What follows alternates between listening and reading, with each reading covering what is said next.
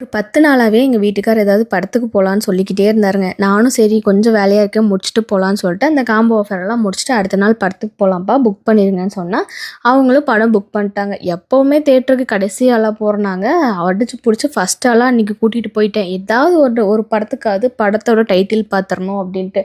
அப்ப போய் பார்த்தா தான் தெரியுது, அங்க ஒரு ட்விஸ்ட் என்னன்னா, இன்னைக்கு படம் புக் பண்ணதுக்கு நாளைக்கு புக் பண்ணி வச்சுட்டாருங்க. அது தியேட்டர் கிட்ட போனதுக்கு அப்புறம் தான் தெரிஞ்சுச்சு. சரி அப்புறம் என்ன பண்றதுன்னு தெரியாம அங்கே உள்ள 2 கேம்ஸ் எல்லாம் விளையாடி மொக்க வாங்கிட்டு அப்புறம் பார்த்தா பக்கத்தில் வந்து வேறு ஏதாவது ஷோ ஓடிட்டுருக்கான்னு சொல்லி பார்த்தா அடுத்த ஒரு ஹாஃப் அன் ஹவரில் இன்னொரு ஷோ அந்த கரா மூவின்னு வந்துச்சு. சரி அது புக் பண்ணி போகலான்னு பார்த்தா அந்த மூவி பார்த்திங்கன்னா நம்ம தனுஷன் ஆகுது. ஒரு கிராமத்து வாழ்க்கையை மையப்படுத்தி எடுத்திருந்தாங்கங்க.